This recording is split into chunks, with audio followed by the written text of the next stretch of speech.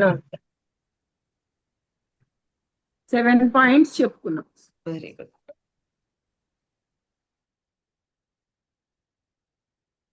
Welcome to కారుణ్య సమూహం. మరి ముందుగా మన స్వాధ్యాయం ప్రారంభించుకునే ముందు మనందరి గురువు బ్రహ్మర్షి పితామహ పత్రిజీ గారికి, గురువులందరికీ, దివ్యాత్మ స్వరూపులకి, విశ్వానికి మన యొక్క ఆత్మ ప్రణామములు తెలియచేసుకుంటూ, మరి ఈ చక్కటి జ్ఞానాన్ని అందిస్తున్న రాబిన్ శర్మ గారికి మరొకసారి కృతజ్ఞతలు తెలుపుకుంటూ మరి ఈ రోజు స్వాధ్యాయంలోకి ప్రవేశిద్దాం. మరి కోటీశ్వరులైనటువంటి మనకి జ్ఞానాన్ని మరి ఈ రైలీ గారు మరి ఆ తాయిత్తులు లాంటి కొన్ని పాయింట్స్ ని మనకి చెప్తూ ఉన్నారు. అందులో మొట్టమొదటిది ఏంటి? సైలెన్స్. మరి ఆ సైలెన్స్ లో ఉన్న మూలాన మనలో ఉన్నటువంటి సృజనాత్మకత అంతా కూడా మేలుకుంటుందని, సో ప్రతిరోజు కొంతసేపు సైలెన్స్ లో ఉండాలని తెలుసుకున్నాం. అలాగే ప్రతిరోజు మనకి మనకి మనకి తారసపడే ప్రతి చిన్న విషయాల పట్ల కూడా ఆస్వాదించడం తెలుసుకోండి అని తెలుసుకున్నాం. ఎప్పుడు కూడా ఉన్నది ఫస్ట్ తృప్తి పడుతూ, ఉన్న దాంట్లో మనం ఆనందాన్ని చూసుకుంటూ, ఎప్పుడు గతం గురించి బాధపడకుండా, భవిష్యత్తు గురించి బాధపడకుండా, ఈ వర్తమాన క్షణంలో ఉంటూ చిన్న చిన్న ఆనందాలని ఎంజాయ్ చేయమని తెలుసుకున్నాం. రెండవ పాయింట్. మరి మూడవది వచ్చేసి, వైఫల్యాలు లేకుండా ఎక్కడ కూడా విజయం సాధించలేరు. కాబట్టి మీరు ఏదైనా ఒక వైఫల్యం జరిగిన మీ జీవితంలో ఒక ఏదైనా జరగరాని వైఫల్యం ఏదైనా జరిగినప్పుడు దాన్ని యాక్సెప్ట్ చేయండి. చేసి అందులో ఏది నేర్చుకుంటారో అని నేర్చుకుంటూ ఇంకొక అడుగు ముందుకు వేయండి, కానీ వెనక్కి వేయొద్దు అనేటువంటి పాయింట్ని తెలుసుకున్నాము. అలాగే ఆ, మీ యొక్క మీ యొక్క నాలుగో పాయింట్, మీ యొక్క ఆలోచనలు, అనుభూతులు, మాటలు, మీ చేతలు అనేవి మరి మీ కోరికలను సాకారం చేసేటువంటి గొప్ప సాధనాలు లాంటివి. కాబట్టి ఎప్పుడు కూడా ఉన్నదాని పట్ల కృతజ్ఞత, ప్రేమతో ఉంటూ, ఆశాభావంతో ఉంటూ మరి ముందుకు వెళ్ళండి అనేటువంటి పాయింట్ని తెలుసుకున్నాము. మరి అలాగే ఐదవ పాయింట్, చెడు వ్యక్తులకి, మన మన యొక్క శక్తిని హరింపజేసేటువంటి వ్యక్తులకి ఎప్పుడూ కూడా దూరంగా ఉండండి. మిమ్మల్ని ఎప్పుడూ మోటివేట్ చేసి మీ యొక్క ఆనందాన్ని, మీరు ఎవరితో ఉంటే ఆనందంగా ఉంటారో వారితో మీరు ఎక్కువ టైం గడపండి అన్న విషయం తెలుసుకున్నాము. అలాగే ఆ ఈ యొక్క మనీ మనీ మన మనము ఈ యొక్క సంపదని ఆకర్షించాలంటే ఆ అసలైనటువంటి సంపద మన యొక్క అంతరంగంలో ఉండాలి. ఆ, మన అంతరంగంలో ఆ గుణాలు ఉంటే ఆటోమేటిక్గా మనము బాహ్యంగా అన్నింటినీ కూడా అట్రాక్ట్ చేయగలుగుతాము అన్న పాయింట్స్ ని తెలుసుకున్నాం. మరి ఈ రోజు మరికొన్ని పాయింట్స్ తెలుసుకుందాం మై డియర్ ఫ్రెండ్స్. అలాగే సంపూర్ణ ఆరోగ్యం కూడా తెలుసుకుందాం. మనకి ఎంత ఆరోగ్యంగా ఉంటే మనము అంత శక్తివంతంగా, అంత ఉత్సాహంగా ఉంటూ మన యొక్క ఆ శక్తి ఎప్పుడు కూడా ఉంటే మనం గొప్ప గొప్ప పనులు చేయడానికి అది మరింత శక్తినిస్తూ ఉంటుంది. ఆరోగ్యం చాలా ఇంపార్టెంట్ అని తెలుసుకున్నాం. తర్వాత ఆ వచ్చేసి ఒకటి ఒకటి సాధించిన తర్వాత ఇక అక్కడి నుంచి ఇంకా ఆగేది ఉండదు. ఒక దాని తర్వాత ఒకటి, ఒక దాని తర్వాత ఒకటి. ఒక ఉన్నత స్థాయి వ్యక్తులు వాళ్ళ లక్ష్యాలు ఎలా ఉంటాయంటే, వాళ్ళు ఒక లక్ష్యం చేరిన తర్వాత ఇక అక్కడితో ఆగరనమాట. ఆ లక్ష్యం తర్వాత ఇంకొక లక్ష్యం, ఆ లక్ష్యం తర్వాత ఇంకొక లక్ష్యం. అలాగా మరి పర్వతాల ఆరోహణ లాగా ఎలాగైతే శిఖరాలు ఒకదాని తర్వాత ఒకటి ఎలాగా ఎక్కుతూ ఉంటామో అలాగా ఎక్కుతూనే ఉంటారు ఆ, అని తెలుసుకున్నాము. అలాగే నెక్స్ట్ వచ్చేసి, మీరు ఆ, మీ జీవితంలో హయ్యెస్ట్ లెవెల్ చేరేంత వరకు కూడా మీరు ఎప్పుడు కూడా ప్రయత్నిస్తూనే ఉండండి, నేర్చుకుంటూనే ఉండండి, ప్రయత్నిస్తూనే ఉండాలి అనే విషయాన్ని మరి చెప్తున్నాను మై డియర్ ఫ్రెండ్స్. మరి ఆ,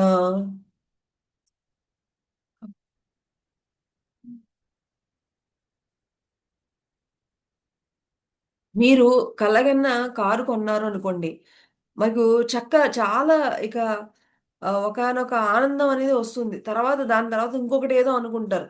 ఇంకొకటి ఏదో అనుకున్న తర్వాత ఇంకా కొంచెం ఆనందం అనేది వస్తూ ఉంటుంది. సో ఇలాగా మీకేంటంటే ఈ యొక్క ఆనందం అనేది ఒకదాని తర్వాత ఒకటి, ఒకదాని తర్వాత ఒకటి, అక్కడ ఆగడం అనేది ఉండదు ఇంకా. ఇంకా ఒక కోరిక ఉంటుంది. ఆ కోరిక తీరిన తర్వాత ఆ కోరిక గురించి ఆనందం అనేది కొన్ని రోజులు ఉంటుంది. మళ్ళా తర్వాత మళ్ళా ఇంకో కొత్త కోరిక అనేది వస్తూ ఉంటుంది. మళ్ళా దాని తర్వాత మళ్ళా ఇంకో కోరిక. సో ఇలాగా ఒక దాని తర్వాత ఒకటి వస్తూనే ఉంటాయి. సో మీరు ఆహ్, మీరు అలాగ ఒకదాని తర్వాత ఒకటి నేర్చుకుంటూ ఆనందంగా ముందుకు వెళ్ళండి అని చెప్తున్నారు. మరి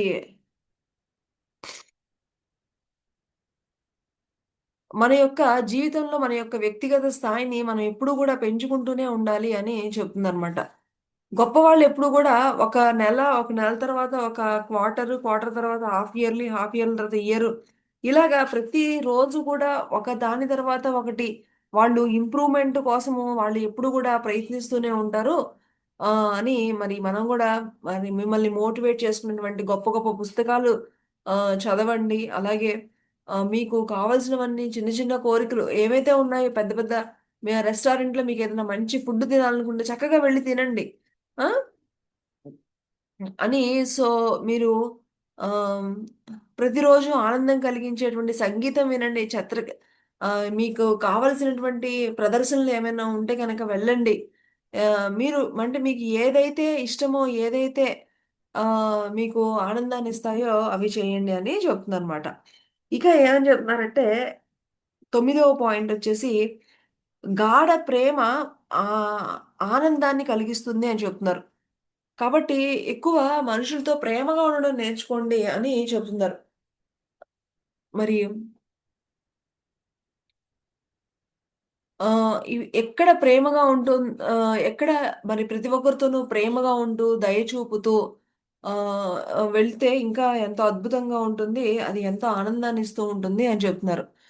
మరి మీరు ఎవరిని ఎంతగా ప్రేమిస్తున్నారో వారు వాళ్ళు ఉండగానే మీరు చెప్పండి. ఇప్పుడు మీరు చాలామంది ఆహ్, ఉంటారు కొంతమంది ఇంట్లో గూడా ఏంటంటే వైఫ్ అంటే హస్బెండ్, హస్బెండ్ అంటే వైఫ్‌కి చాలా ప్రేముంటుంది. ఒకళ్ళంటే ఒకళ్ళకి విపరీతమైన పిల్లలంటే విపరీతమైన ప్రేముంటుంది. అన్నీ ఉంటాయి. కానీ they don't know how to express. So, వాళ్ళకి ప్రేమను ఎక్స్‌ప్రెస్ చేయడం తెలీదు చాలా మందికి. సో, చెప్తున్నారు. వాళ్ళు చక్కగా ఉన్నప్పుడే ప్రేమను ఎక్స్‌ప్రెస్ చేయడం నేర్చుకోండి అని చెప్తున్నారు. వాళ్ళు చనిపోయిన తర్వాత అయ్యో! మా అమ్మమ్మ ఇలా చేసింది నేనెప్పుడు వింటూ ఉంటాను. అయ్యో! మా అమ్మమ్మ మాకు ఎంత చేసిందో కానీ నేనెప్పుడూ సరిగ్గా ఉండలేదు. ఎప్పుడూ గట్టి గట్టిగా అరుస్తూనే ఉండేదాన్ని. అని మనం చనిపోయిన తర్వాత వాళ్ళ గురించి చెప్పుకోవడం కాదు. వాళ్ళు ఉన్నప్పుడే వాళ్ళతో ప్రేమగా మాట్లాడడం అనేది తెలుసుకోండి. మంచిగా ఉండండి అని చెప్తుందనమాట.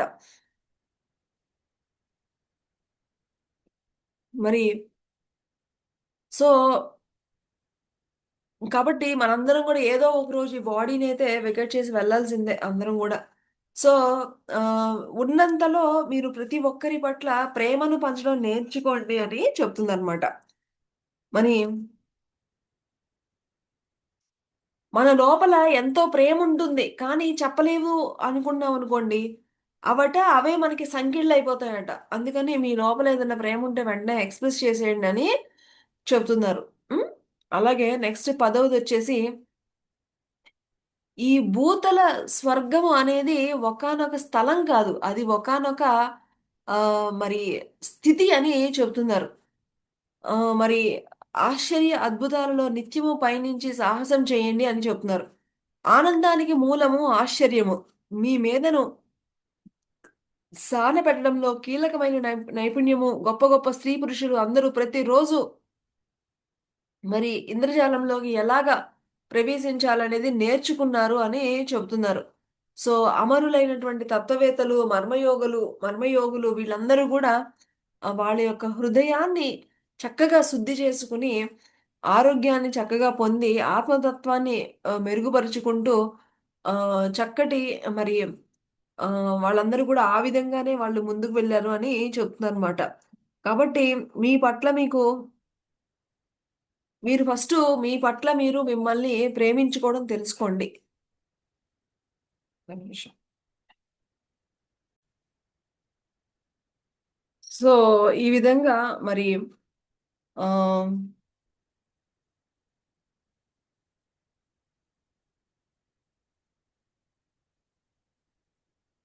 సో, ఈ భూమి మీద మనం గనక సరిగ్గా అన్నీ వినియోగించుకుంటే అన్నీ అద్భుతాలే. ఆ, మీ మీ యొక్క పసితనంలో మిమ్మల్ని గురించి మీ పెద్దలు ఇతరులు చెప్పిన మాటల కారణంగా మీ యొక్క సబ్ కాన్షియస్ మైండ్ మీలో ఉన్నటువంటి అనేక శక్తుల్ని ఆ, నీరు కారుస్తుంది. మీ గొప్పతనానికి సంకెళ్ళు వేసేస్తుంది. కాబట్టి ఆ, మీరు అలాంటి మీకు చిన్నప్పటి నుంచి మీకు ఉన్నటువంటి అలాంటి మూఢనమ్మకాలు అలాంటివన్నీ కూడా వదిలేసేయండి అని చెప్తున్నారు. మరి ఆ, కాబట్టి కొత్త కొత్త నిజాలన్నిటినీ సత్యాల్ని అర్థం చేసుకోండి. ఆ, కాబట్టి మీరు ఈ యొక్క అజ్ఞానంతో మనం ఎన్నెన్నో మనము మిస్ అవుతూ వచ్చాము అని చెప్తుంది అనమాట. ఆ, ఏమి ఇప్పటికైనా ఏమీ పర్వాలేదు, వృధా ఏం కాలేదు, ఎలా జరగాలో అలాగే జరుగుతుంది. ఆ, కాబట్టి అంతా మన మంచిగా జరుగుతుంది అనేటువంటి ఎప్పుడు కూడా ఆ పాజిటివ్ దృక్పథంతోనే ఉండండి అని చెప్తుంది అనమాట. అలాగే ఆ, నెక్స్ట్ 11వ తాయెత్తు ఏం చెప్తున్నారు అంటే, రేపు అనేది హక్కు కాదు, అది ఒక బోనస్ అని చెప్తున్నారు ఫ్రెండ్స్. మీ సాహసాలను ఎప్పుడు కూడా వాయిదా వేయొద్దు. మీ యొక్క సాహసాలను ఎప్పుడు కూడా వాయిదా వేయొద్దు. మీ ప్రశాంతతను ఆలస్యం చేయవద్దు. జీవితం ఏ క్షణంలో అయినా కూలిపోవచ్చు. నేను ఆశావాదిని, అందరిలో ఆశను రేపుతాను. కానీ నేను యథార్థవాదిని. ప్రమాదాలు, అనారోగ్యం, నష్టం, మరణం ప్రతిరోజు జరిగేవే. అవి ఎన్నడూ జరగబోవనడం మానవ నైజం. కానీ తత్వవేత్త అందరూ కూడా క్షణభంగుర జీవితాన్ని గురించి మనకి బోధిస్తూ ఉంటారు. మనం వింటూనే ఉంటాం ఈ జీవితం క్షణభంగురం అని. సూక్ష్మ దృష్టిలో మీ యొక్క అశాశ్వతత్వాన్ని గురించి ఆలోచించండి. మన సమయము చాలా తక్కువ అని ఎప్పుడు కూడా గుర్తుపెట్టుకోండి. ఒక్కొక్క మహత్తరమైన రోజు గడుస్తున్న కొద్దీ మనము గమ్యానికి దగ్గర అవుతున్నాము అని ఎప్పుడూ కూడా గుర్తుపెట్టుకోండి అని చెప్తున్నారు. మీ శక్తి సామర్థ్యాలను ప్రదర్శించడానికి ఎప్పుడు కూడా వాయిదా వేయకండి. కాబట్టి ఈ క్షణం ఆనందించండి. ఈ క్షణమే మన చేతిలో ఉంది. అనుక్షణము ఆనందించుతూ మీ యొక్క మహత్వత్వాన్ని మేలుకొలపండి అని చెప్తున్నారు. కనుక జీవితం అనిత్యం అనే విషయం మీ దృష్టిలో ఉండవలసినటువంటి ఒకానొక ముఖ్య విషయము. ఈ జీవితము, ఈ దేహము ఇదేమీ శాశ్వతం కాదు అని ఎప్పుడు కూడా గుర్తుపెట్టుకోండి అని చెప్తున్నారు. విరామం దొరికిన దాకానో, ప్రమోషన్ వచ్చే దాకానో, బ్యాంక్‌లో మరికొంత జమ అయిన దాకానో మీ ఆనందాన్ని వాయిదా వేస్తూ కూర్చోకండి. చూడండి, నాకు ఈ ప్రమోషన్ వస్తేనే నాకు ఆనందము. లేకపోతే నేను కావాల్సింది ఏదో పొందితేనే ఆనందము. ఇలాగా పెట్టేసుకుని మీ యొక్క ఆనందాన్ని ఎప్పుడు కూడా పోస్ట్‌పోన్ చేయకండి అని చెప్తున్నారు. కాబట్టి మీ మనసులో నుంచి అలాంటివన్నీ తీసేయండి. రేపు అనేది ఒక వాగ్దానం, యదార్థం కాదు. ఈ భూమి మీద మీరు ఉన్న ప్రతిరోజు ఆనందించి ప్రశంసించండి. లోకజ్ఞానం జోడించి ధైర్యంగా సాహసం చేయండి. రేపు అనేది లేదు అన్నట్లుగా ఈరోజు జీవించండి. చూడండి, రేపు అనేది లేదు, ఈ రోజే లాస్ట్ డే అని మనకి మహానుభావులు అందరూ కూడా ఈ పాయింట్ చెప్తూనే ఉంటారు. మీరు శాశ్వతంగా ఉండబోతున్నారు అన్నట్లు ప్రవర్తించింది. అంతమైనప్పుడు మీ జీవితం పరిపూర్ణంగా జీవించాలనే తృప్తి మీకు కలవాలి. కాబట్టి ఈ విధంగా మరి 11 పాయింట్లు మొత్తం మనకి చెప్పారు ఫ్రెండ్స్. మరి దీంతో పాటు ఇక చివరిగా వీళ్ళిద్దరిని మరి వీళ్ళిద్దరిని కూడా అనేక ప్లేసెస్ తీసుకువెళ్తూ వచ్చారు కదా. సో ఫైనల్ గా వీళ్ళు ఇప్పుడు నెక్స్ట్ వీళ్ళ యొక్క ప్రయాణం ఎక్కడికి అంటే దక్షిణాఫ్రికాకి వెళ్తున్నారనమాట వీళ్ళు. దక్షిణాఫ్రికాకి మరి అక్కడ ఉన్నటువంటి అందాలు అక్కడ వాటన్నింటినీ కూడా చక్కగా ఆస్వాదిస్తూ మరి ఆ ఇక్కడ ఇక్కడ ఇక్కడ దక్షిణాఫ్రికాలో ఈయన నాయకత్వం గురించి చెప్తున్నారు. వీళ్ళిద్దరికీ ఇంకా చాలా పాఠాలు చెప్పేశారు వీళ్ళిద్దరికీ కూడా కోటీశ్వరులు. ఇక ఫైనల్ గా ఏంటంటే నాయకత్వం అంటే ఏంటి అనేది వీళ్ళకి చెప్తుందన్నమాట. మరి దక్షిణాఫ్రికా కి ఎందుకు తీసుకెళ్తున్నారు అంటే ఆ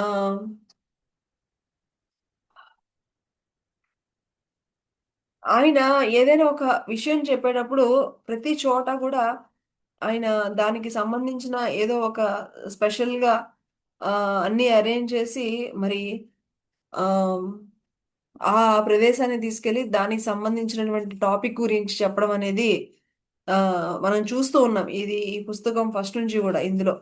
అలాగే ఇప్పుడు వీళ్ళు ఇక్కడికి వెళ్ళడానికి గల కారణం ఏంటి అంటే ఆహ్, దక్షిణాఫ్రికాలో నెల్సన్ మండేలా గారిని మరి జైల్లో పెట్టారనమాట. సో, ఆయన ఒక గొప్ప నాయకుడు. నెల్సన్ మండేలా ఆయన ఒక గొప్ప నాయకుడనమాట. సో, ఆయన ఎంత మరి ఎన్ని సంవత్సరాలు ఆయన ఒక చిన్న గదిలో పెట్టి ఆయన్ని చాలా దారుణాతి దారుణంగా ఆయన్ని హింసలు పెడుతూ ఉండేవారు అనమాట. సో అందుకని చెప్పేసి ఇక్కడ వీళ్ళకి నాయకత్వం గురించి చెప్తూ వీళ్ళని ఆఫ్రికాకి తీసుకెళ్ళడం జరిగిందనమాట. సో అక్కడ వీళ్ళు అక్కడ ఒక టూర్ గైడ్ని తీసుకుంటారు. టూర్ గైడ్ తీసుకుంటారు. అలాగే ఒక ఫ్లైట్ లో యాజ్ యూజువల్ గానే వీళ్ళు వెళ్తూ ఉంటారు. ఆ ఫ్లైట్ వేషంలోనేమో మరి వీళ్ళు ముగ్గురు ప్లస్ గైడ్ కాకుండా సమ్మోహన మూర్తి ఎవరైతే స్పీకర్ ఉన్నారు కదా, మెయిన్ స్పీకర్, ఆయన కూడా వచ్చి జాయిన్ అవ్వడం జరుగుతుందన్నమాట. సో వీళ్ళు ఫైనల్ గా దక్షిణాఫ్రికాలో నెల్సన్ మండేలా గారు ఉండేటువంటి ఆ గది దగ్గరికి వెళ్తారనమాట. గది వెళ్ళి అక్కడ గైడ్ చెప్తూ ఉంటారనమాట. ఆయన అసలు ఎన్ని కష్టాలు పడ్డారంటే మామూలు కష్టాలు పడలేదు. చాలా మందికి కష్టాలు ఉంటాయి కానీ మరి కష్టాలు, కడగళ్ళు మనం అనుభవించుతాము, సహించుతాము. కానీ, కానీ ఇక్కడ ఈ నెల్సన్ మండేలా గారికి ఏ పెట్టినటువంటి కష్టాలైతే మరి ఎవరికీ ఉండరు అని ఆయన చెప్తుందనమాట. ఆయన కుమారుడు మరి యాక్సిడెంట్‌లో చనిపోతే అంత్యక్రియలకు కూడా ఆయన్ని తీసుకెళ్ళలేదు అని ఆయన గురించి, ఆయన పడినటువంటి కష్టాల గురించి ఆ గైడు వీళ్ళకి చెప్తూ ఉంటారనమాట. ఆ గది చాలా నెల్సన్ మండేలా గారి ఒక ఆయన్ని ఒక చిన్న గదిలో పెడతారు. మరి ఆయన్ని అక్కడ ఉండేటప్పుడు ఆయనకి ఫ్యాంట్ ఏసుకొని ఇచ్చేవారు కాదట. మరి అక్కడ చలేమో విపరీతంగా ఉండేదట. ఒక పల్చటి ఒక టీ షర్ట్ ఒకటి ఇచ్చేవారట. మరి అంతే కాకుండా వాళ్ళు ఆయన స్నానం చేస్తంటే ఇంకా అందరూ ఇంకా అలా చూస్తూ ఆయనకి చేసి ఆయన్ని ఆహ్, ఎగతాళి చేస్తూ ఉండారనమాట. ఏమి అలాగా. ఆయన అలా నగ్నంగా స్నానం చేస్తూ ఉంటే చూస్తూ ఉండేవారట. అలాగా ఏదో విధంగా ఆయన్ని ఎలాగైనా సరే అవమానపరిచి, భంగపరిచి ఆయనలో ఉన్నటువంటి ఆ యొక్క మేలుకొల్పేటువంటి తత్వాన్ని ఎలాగైనా సరే పడేయాలి అని చెప్పేసి అంటే పోగొట్టాలని అన్ని చాలా రకాలుగా ఆయన్ని అవమానపరుస్తూ ఇంకా అసలు భోజనం అయితే గనక జంతువులు తినే వాటికంటే కూడా హీనంగా పెట్టేవారట. ఆయనకొచ్చేటువంటి వాళ్ళ పిల్లలు వాళ్ళ కుటుంబం దగ్గర నుంచి వచ్చేటువంటి ఉత్తరాలు అవన్నీ గూడా వీళ్ళు చదివి వీళ్ళకేమన్నా ఓకే అంటే గనక ఇచ్చేవారట. లేకపోతే ఇచ్చేవారు కాదట. సో, ఆయన మరి అంత కష్టాలు పడి ఎన్నో అవమానాలు అన్నీ భరించడం ద్వారా ఆయనలో ఉన్నటువంటి సహజమైనటువంటి శక్తి మేలుకొంది అని చెప్తున్నారు. ఆయన పడిన కష్టాలు మామూలు కష్టాలు కాదు. విపరీతమైన కష్టాలు. ఆ కష్టాలు పడి ఆయనలో ఏమైందట, ఇంకా ధైర్య సాహసాలు ఇంకా ఆయన్ని ఇంకా కూడా ఉత్తేజితం చేశాయి అని చెప్తుందనమాట. ఆయనలో ఉన్నటువంటి సహజమైనటువంటి ఆ యొక్క మానవత్వాన్ని ఇంకా మేలుకొల్పి ఒక చక్కని మచ్చలేని నాయకుడిగా తీర్చిదిద్దాయి. చూడండి మనందరికీ నెల్సన్ మండేలా ఆయన ఒక పెద్ద నాయకుడని తెలుసు గానీ, ఆ నాయకుడిగా రావడానికి ముందు ఆయన ఎన్ని కష్టాలు పడ్డారు అనేది మనకు తెలీదు. సో, అదే చెప్తుందనమాట.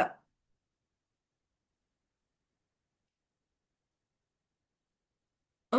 అలాగే ఆహ్, అసలైనటువంటి నాయకత్వం అంటే ఏమిటంటే ధైర్యం అని చెప్తున్నారు. అసలైనటువంటి నాయకత్వం అంటే ప్రేమ అని చెప్తున్నారు. మరి ఆయన ఒకానొక ఈ యొక్క ఒక మహనీయుడిగా ఎదగడానికి గల కారణాలన్నీ కూడా ఆయన ఇక్కడ అనుభవించారు అని చెప్తుందనమాట. ఆయన ప్రపంచానికి ఒక ఆయన్ని అంత బాధపెట్టి, అంత ఇది చేసినా గూడా ఆయన అధ్యక్షుడిగా అయిన తర్వాత ఈళ్ళు ఒక పవర్ చేతిలోకొచ్చాక వాళ్ళెవ్వరిని గూడా ఇబ్బంది పెట్టలేదట. ఆయన సింపుల్‌గా ఆయన క్షమించేసారట అందరిని గూడా. అది నాయకుడు అంటే ఒకానొక క్షమాగుణం కలిగి ఉన్నవాడు అని చెప్తున్నారు. మరి మండేలా అధికారంలోకి వచ్చినప్పుడు దేశం అంతా గూడా అసలు చాలా అనేక రకాలైనటువంటి కుట్రలతో, కుతంత్రాలతో, కలహాలతో అసలు విపరీతంగా ఆహ్, ఉండేదట. కానీ ఆయన మాత్రం అలాంటి పరిస్థితుల్లో కూడా అందరిలోనూ ఐకమత్యం కలిగించడంలో ఆయన ఎంతో కృషి చేశారు అని చెప్తున్నారు. మరి ఆయన జీవితం ఆఫ్రికా ప్రజల పోరాటానికి అంకితం చేశారు. నేను మరి సామరస్యంతో అందరికీ సమాన అవకాశాలతో జీవించే ప్రజాస్వామ్య సమాజానికి, స్వేచ్ఛకి ఆయన అంకితమయ్యారు అని చెప్తున్నారు. అలాగా మనకిక్కడ ఎందుకు చెప్తున్నారంటే, ఒక నాయకుడి గురించి చెప్తూ మరి దక్షిణాఫ్రికాలో మరి నెల్సన్ మండేలా ఆయన పడినటువంటి బాధలు పడినటువంటి ప్లేస్‌కి తీసుకెళ్ళి అయన్నీ చూపిస్తూ చెప్తుందనమాట. ప్రతి ఒక్కరు కూడా నాయకులే. ప్రతి ఒక్కరు కూడా మరి ఆహ్, గతంలో మనకి ఏమి జరిగి ఉన్నా, ప్రస్తుతం ఏమి అనుభవించుతూ ఉన్నా, ఎలాంటి అధమ స్థితిలో మనల్ని బానిసలుగా కట్టిపడేసి నింద, మరి ద్వేషము, గొలుసులు ఎన్ని ఉన్నా సరే కూడా మరి మనం వాటన్నింటిని కూడా బయటికి రావాలి. ఒక నెల్సన్ మండేలాగా మరి ఆయనకి ఎన్ని ఘోరాలు, ఎన్ని అవమానాలు, ఎంత ఇది చేశారో ఆయన గూడా, ఆయన అవన్నీ గూడా విడిపించుకొని మొత్తానికి ఆయన ఒకానొక గొప్ప నాయకుడిగా ఎలాగైతే ఎదిగాడో మనం గూడా గతం ఎలాగైనా ఉండనివ్వండి. కానీ మనం గూడా ఒక నాయకుడిగా మనం గూడా ఎదగాలి అని చెప్తున్నారు. సో, దానికి మీరు ప్రతిరోజు గూడా 5 గంటలకి మేలుకొని మీ యొక్క వివేకాన్ని, మేధని వికసింపజేసుకోవడానికి ఈ పద్ధతులన్నీ ఫాలో అవ్వండి. సాధ్యమైనంత మీరు చెయ్యాలి అని వీళ్ళకి ఫైనల్‌గా ఈ మెసేజ్ ఇస్తుందనమాట. మనము ఎలాంటి పోరాటాలు వచ్చినా, ఎలాంటి సమస్యలొచ్చినా కూడా, ఎన్ని అవమానాలు, ఎన్ని దాడులు మనకెదురైనా సరే, మన యొక్క పట్టుదలను మాత్రం విడవకూడదు. ధైర్యంగా ముందుకు సాగాలి అని చెబుతూ, మన వ్యక్తిత్వాన్ని ఎప్పుడు గూడా నిలబెట్టుకుంటూ ఉండాలి అని చెప్తున్నారు. ప్రపంచమంతా వ్యతిరేకమైనా సరే, మీ యొక్క యాటిట్యూడ్‌ని, మీ యొక్క వ్యక్తిగతాన్ని నిలబెట్టుకోండి అని చెప్తుందనమాట. సో, ఈ విధంగా హ్మ్. మరి ఫైనల్‌గా వీళ్ళిద్దరికీ గూడా ఈ మెసేజ్ ఇచ్చేసి మరి ఇంకా చెబుతున్నారు. నాయకత్వం అంటే అసలేమనుకుంటున్నారు? నాయకత్వం అంటే ఇతరులలో మీరు ఒక గొప్ప ప్రేరణ కలిగించడం. అంటే మీ కష్టకాలంలో మరి ఎప్పుడూ గూడా మీరు స ఆ క్షమాగుణాన్ని మరవకుండా ఉండడం. మరి ఆహ్, నాయకత్వం అంటే మీ యొక్క భయాలను విజయాలుగా మార్చుకోవడం. మీ యొక్క భంగపాట్లన్నింటిని కూడా దిగ్విజయాలుగా పరివర్తన చేసుకోవడం. మరి భూమి మీద మంచిగా ఒక ప్రతీకగా నిలవడమే నాయకత్వము. కాబట్టి ఇదే మీరు మిమ్మల్ని ఆహ్, తయారు చేసుకోవడానికి ప్రతిరోజు కూడా ఒక అద్భుతమైన రోజే. ఈ రోజు నుంచే మీరు అది ప్రారంభించండి అని ఫైనల్‌గా వాళ్ళిద్దరికీ గూడా మీరు ఇవన్నీ మీరు ఇమ్మీడియేట్‌గా స్టార్ట్ చేయాలి అని చెప్తూ, మరి వాళ్ళు అందరూ గూడా మరి ఈ విధంగా వాళ్ళకి లాస్ట్ ఇక మెసేజ్ ఇవ్వడం జరిగిందనమాట. ఇదయిపోయిన తర్వాత అసలు మరి ఈ కోటీశ్వరులు ఇంత ఆయన ఓన్ ఫ్లైట్‌లో తీసుకెళ్ళి, మారిషస్ తీసుకెళ్ళి, రోమ్ తీసుకెళ్ళి, ఇండియా తీసుకెళ్ళి, ఇలాగా అన్ని చోట్లకి తీసుకెళ్ళి ఇంత చేసిన తర్వాత వాళ్ళల్లో ఏం జరిగింది? అని ఒక 5 సంవత్సరాల తర్వాత అసలు ఏంటి? ఎవరు ఎట్లా ఉన్నారు? అనేది గనక చూసుకుంటే మరి రాబిన్ అంటే ఆహ్, ఆహ్, ఎవరైతే ఈ యొక్క రాబిన్ ద్వీపం దర్శించిన కొన్ని అంటే ఇక్కడ ఆ యొక్క ఆఫ్రికా నుంచి రిటర్న్ వచ్చేసిన తర్వాత రైలీ మహాసేలు అంటే ఎవరైతే ఈ కోటీశ్వరులు ఉన్నారో ఆయన స్వర్గస్థులయిపోయారు ఆయన. 5 సంవత్సరాల తర్వాత అన్నమాట ఇది. తర్వాత మరి ఆ రోజు ఏం జరిగింది అంటే, ఆయన ఎలా చనిపోయారంటే గనక మామూలుగా చక్కగా నిద్రలో ఉండగా ప్రశాంతంగా తుది శ్వాస విడిచారు. ఓకే. ఆయన ప్రియమైనటువంటి కుమార్తె అలాగే ఆయన యొక్కకి ఎంతో చక్కటి మార్గదర్శకత్వాన్ని ఇస్తున్నటువంటి సమ్మోహనమూర్తి ఆ టైంలో ఆయన పక్కనే ఉండగా చక్కగా తుది శ్వాస ఆయన వదలడం జరిగిందనమాట. ఆయన చనిపోయిన రోజున మరి ఆయనకి ప్రకృతితో ఎక్కువ కనెక్షన్ ఉండేది గదా! సో, ఎక్కువ ఆ రోజు పావురాళ్ళు, సీతాకోకచిలుకలు అన్నీ గూడా ఎక్కువగా మరి రావడం అనేది గూడా వీళ్ళు గమనించారనమాట. అలాగే 2 ఇంద్రధనస్సులు ఫార్మ్ అవ్వడము ఇవన్నీ గూడా జరిగాయనమాట. ఈ కోటీశ్వరులకి ఒక వింత వ్యాధి ఉంది. కానీ ఆయన ఎప్పుడు గూడా ఎవరికీ చెప్పేవారు కాదు.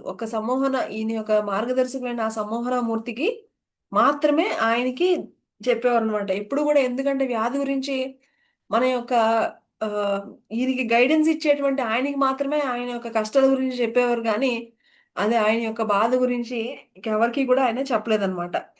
మరి అలాగే ఇంకా ఫైనల్‌గా ఆయన ఏం చేశారంటే చివరి రోజులు ఆయనకి తెలిసిపోయినాయి. లాస్ట్ డేస్ ఇవన్నీ మహానుభావులకి మరి తెలిసిపోతాయి గదా! వాళ్ళకి. ఆయనకి అప్పుడు ఏం చేశారట, ఆయన యొక్క వాణిజ్య వ్యాపారాలు అన్నీ గూడా క్లోజ్ చేసేసి, అన్నిటిని గూడా దాన ధర్మాలు చేసేసారనమాట అన్నీ. ఫైనల్‌గా ఆయన సంపాదించినటువంటి కొన్ని కోట్ల ఆస్తి అంతా గూడా అందరికి దాన ధర్మాలు చేసేసారు. ఇక మారిషస్‌లో ఈయన గైడెన్స్ ఇచ్చినటువంటి ఈళ్ళిద్దరూ ఉన్నారు గదా! కళాకారులును అదే బిజినెస్ వుమెన్ ఈళ్ళిద్దరూ ఇది తెలుసు కదా వాళ్ళిద్దరు ప్రేమలో పడింది ఆ మారిషస్ దగ్గరే. అందుకని చెప్పేసి ఆ మారిషస్ ఆయన అక్కడ ఆయన అందమైనటువంటి సాగర్ తీరాన్ని ఉన్నటువంటి ఆ చక్కటి ఆ ఇల్లుని అది వీళ్ళిద్దరికీ చక్కగా గిఫ్ట్ గా ఇచ్చేసారు. చూడండి ఎంత అద్భుతమైన వారో మరి. ఆ? ఇచ్చేసారు. అలాగే ఆ ఇంకా ఈ విధంగా ఆయన ఈ కోటీశ్వరులు ఆయన యొక్క ఆఫ్టర్ 5 ఈ విధంగా ఆయన జీవితం ఈ విధంగా అయిపోయింది. తర్వాత వీళ్ళిద్దరూ ఎలా ఉన్నారు? వీళ్ళిద్దరూ ఇక ఈయన ఇచ్చినటువంటి ప్రోత్సాహంతో మరి చూడండి ఈ కోటీశ్వరరాలు కూడా ఆవిడ సూసైడ్ చేసేసుకుందాం అన్నటువంటి స్థితి నుంచి ఆవిడ ఎప్పుడు ఎలాగా అయ్యారంటే ఆవిడ అపారమైనటువంటి ఐశ్వర్యవంతురాలు అయిపోయారనమాట ఆవిడ. అంతేకాదు ఆవిడ అంతకుముందు ఎప్పుడు బిజీ బిజీ బిజీ అనే ఆవిడ ఇప్పుడు ఐశ్వర్యాన్ని పొందడంతోనే కాకుండా ఆవిడ అందరికీ హెల్ప్ చేస్తూ అలాగే చక్కగా వాళ్ళ husband తో హ్యాపీగా ఆనందంగా విశ్రాంతి కూడా చక్కగా తీసుకుంటూ మరి చక్కగా స్వచ్ఛంద సేవ చేసేటువంటి స్థితిలో ఉంటూ ఆవిడ ఈ చక్కటి కీర్తి సంపద అధికారం ఇవన్నీ కూడా ఆవిడ సంపాదించారు. అలాగే ఇక వాళ్ళ హస్బెండ్ కళాకారులు కూడా ఆయన కూడా ఆయన అనుకున్న విధంగా అద్భుతంగా ఆయన అనుకున్నవన్నీ కూడా శిఖరాలు చేరి ఆ యొక్క హైయెస్ట్ లెవెల్స్ అన్నిటి కూడా చేరి మరి చక్కగా వాళ్ళిద్దరూ చక్కగా సమయంలో చక్కగా పాటలు పాడుకోవడం ఇలా ఎంజాయ్ చేస్తూ ఉండగా వాళ్ళకి ఒక చక్కగా ఒక బాబు కూడా పుట్టడం జరుగుతుందన్నమాట. సో ఇలాగా వాళ్ళిద్దరూ ఈయనిచ్చిన గైడెన్స్ లో ఒక చక్కటి ఆమ్, చక్కగా ఎదుగుతూ ఒక చక్కటి ఆనందమయమైనటువంటి జీవించడమే కాకుండా వీళ్ళు కూడా అనేక మందిని వాళ్ళ యొక్క 5 AM క్లబ్ లో జాయిన్ చేసుకుని ఎంతో మందికి ఒక స్ఫూర్తిదాతగా మరి నిలిచారనమాట. ఇక సమ్మోహన మూర్తి గారు ఇంకా ఆయన అప్పటికి కూడా ఇంకా అదే విధంగా ఇంకా నూతన ఉత్సాహంగా ఆయన అదే విధంగా ఉందన్నమాట. ఇది మై డియర్ ఫ్రెండ్స్ మనము ద 5 AM క్లబ్ లో తెలుసుకున్నటువంటి అతి విలువైనటువంటి పాయింట్స్ అన్నమాట. సో ఫైనల్ గా మనము ఈ మార్నింగ్ ఆ ఈ పుస్తకంలో మార్నింగ్ 5 గంటలకి లేచిన వెంటనే ఇది ఆ, మనము ఈవెన్ ఈ పుస్తకం అనే కాదు మీరు యూనివర్సల్ లాస్ గురించి చూస్తే మనం ఈ యొక్క మనం చేసేటువంటి ప్రతి మాట ప్రతి ఒక్క ఆ, ప్రతి ఒక్క పని అన్ని కూడా యూనివర్స్ గమనిస్తూ ఉంటుంది మై డియర్ ఫ్రెండ్స్, బాగా గుర్తుపెట్టుకోండి. సో మనము ఎప్పుడైతే మనము మార్నింగ్ లేచి యాక్టివ్గా మనము పనిలో అంటే చక్కగా అభ్యాసాలు వ్యాయామాలు ఇవన్నీ చేయడం ద్వారా మన లోపల జరగవలసినటువంటి కెమికల్ రియాక్షన్స్ అన్ని జరిగి మన న్యూరాన్స్ ఇవన్నీ కూడా ఒక రకమైనటువంటి ఒక చక్కటి మార్గంలోకి మనల్ని తీసుకెళ్తూ ఉంటాయన్నమాట. సో ఈ యూనివర్స్ అంతా గమనిస్తూ ఉంటుంది. మీరు బద్ధకంగా ఉన్నారు అంటే గనక మీ జీవితంలో పొందేవన్నీ కూడా అలాగ బద్ధకంగా స్లోగానే వస్తూ ఉంటాయి. మీరు ఎక్కడా కూడా ఏ మాత్రము నెగ్లిజెన్స్ లేకుండా ఎంత సిన్సియర్‌గా చేస్తూ ఉంటే, అంతే సిన్సియర్‌గా మీకు ఫలితాలు వస్తూ ఉంటాయి మై డియర్ ఫ్రెండ్స్. అంతే వెరీ సింపుల్. మనము ఏది చేసినా కూడా అంతా మన చేతుల్లోనే ఉంది. మనము ఈ యూనివర్స్‌కి చూపించేటువంటి రియాక్షన్స్ ద్వారానే మనకొచ్చేటువంటి ఫలితాలన్నీ గూడా మన జీవితంలో ఉంటాయి. సో, ఇందులో చాలా క్లియర్‌గా మన దేహంలో ఉన్నటువంటి ప్రతి ఒక్క సెల్లు కూడా మనం చేసేటువంటి ప్రతీదీ కూడా గమనిస్తూ ఉంటుంది. మనం ఎప్పుడు కూడా ఇతరులని ఎప్పుడు ద్వేషిస్తూ, ఎప్పుడు కూడా ఇతరుల పట్ల మరి కండిషన్స్ అవి ఇవి పెడుతూ వాళ్ళని కామెంట్ చేస్తూ ఉంటే అవి బయట వాళ్ళకి కాదు. ముందల అవన్నీ కూడా దాని ఇంపాక్ట్ దేని మీద ఉంటుంది? మన లోపల ఉన్నటువంటి మన సెల్స్ మీద ఇంపాక్ట్ ఉంటుంది. అంటే ఏంటి? ఫైనల్‌గా దాని ఇంపాక్ట్ మనకే ఉంటుంది. కాబట్టి మనము ఎంత మంచిగా, ఎంత ప్యూర్‌గా ఉంటే గనక మనకే అది అంత హెల్ప్ అవుతుంది మై డియర్ ఫ్రెండ్స్. అందుకనే ఎప్పుడు గూడా ఎవరిని కామెంట్ చేయొద్దు, ఎవరిని జడ్జ్‌మెంట్స్ చేయొద్దని గొప్ప గొప్ప మహానుభావులందరూ గూడా చెప్పేది అదే. అలాగే ప్రతి దానికి ఏదైనా ఒక పని పూర్తి చేసినప్పుడు సాకులు చెప్పడం మానివేసి కంప్లెయింట్స్ చేయడం మానివేసి వాళ్ళిలా చేశారు, ఇదిలా అయింది, లేకపోతే ఇదిలా ఇవ్వడం మూలంగా నేను ఆపేస్తున్నాను. ఇలాంటి కంప్లెయింట్స్ చేసేవాళ్ళు ఎప్పుడు కూడా జీవితంలో విజయాన్ని పొందలేరు. పరిస్థితులు ఎలా ఉన్నా కూడా దాన్ని పాజిటివ్‌గా మౌల్డ్ చేసుకొని ఎవరైతే 100% ప్రయత్నిస్తూ ఉంటారో వాళ్ళే విజయవంతులు అవుతారని చాలా స్పష్టంగా మనం ఇందులో తెలుసుకున్నాం. ఎందుకంటే చాలా మంది 95% ఆఫ్ ద టీమ్ ఏం చేస్తారంటేనట ఒక 80% వరకు కమ్ చేసి అక్కడ వెనక్కి వచ్చేస్తూ ఉంటారు. కానీ ఎవరైతే చివరి అంచుల వరకు కూడా ప్రయత్నిస్తూ ఉంటారో వాళ్ళే సక్సెస్ ని పొందుతారు అని మరి ముఖ్యంగా మన యొక్క సంకల్పం ఉండాలి. ఏదైనా ఒక కంప్లీట్ చేయాలి అంటే ఫస్ట్ మనం ఆరోగ్యంగా ఉండాలి. ఆరోగ్యంగా ఉంటేనే మనం ఏం చేయలేం. కాబట్టి ఆరోగ్యాన్ని చాలా జాగ్రత్తగా చూసుకోవాలి. అలాగే ఒక ఒక మనం ఇది చెయ్యాలి, మన జీవితంలో ఇది ఏదైతే పొందాలి అనేటువంటి గొప్ప సంకల్పం ఉండాలి. దాని పట్ల ప్రతిరోజు అనుకుంటే సరిపోదు. దానికోసం మనం ప్రతిరోజు ఒక క్రమశిక్షణాయుతంగా మనం ప్రయత్నిస్తూ ఉండాలి. సో, ప్రయత్నిస్తూ ఏదైనా ఒకానొక అపజయం ఏదైనా కలిగితే అక్కడితో ఆగిపోకూడదు. 100 టైమ్స్ మరి 99 టైమ్స్ ప్రయత్నించి ఆగిపోకూడదు. 100 టైమ్ గూడా మనం ప్రయత్నించినప్పుడు తప్పకుండా మనకి ఆ విజయాన్ని పొందుతాము. ఆహ్, ఎక్కువగా కామెంట్ చేసేవాళ్ళు, వాళ్ళని వీళ్ళని నిందించేవాళ్ళు, వాళ్ళేమి చేసేది ఉండదు.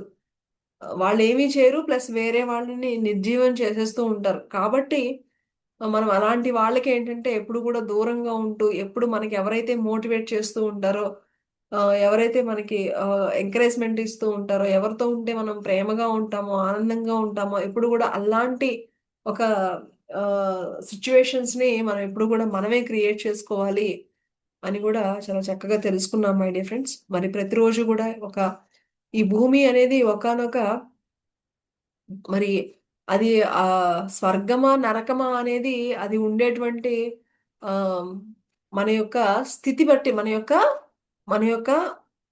మన యొక్క మానసిక స్థితిని బట్టి అది ఉంటుంది అన్న ఒక అద్భుతమైన పాయింట్‌ని తెలుసుకున్నాం. సో, ప్రతి దాంట్లోనూ పాజిటివ్‌గా చూస్తే అది స్వర్గమే. ప్రతి దాంట్లోనూ అన్ని కంప్లెయింట్ చేస్తూ అన్ని నెగెటివ్‌గా చూస్తే అది ప్రతీది గూడా నరకమే.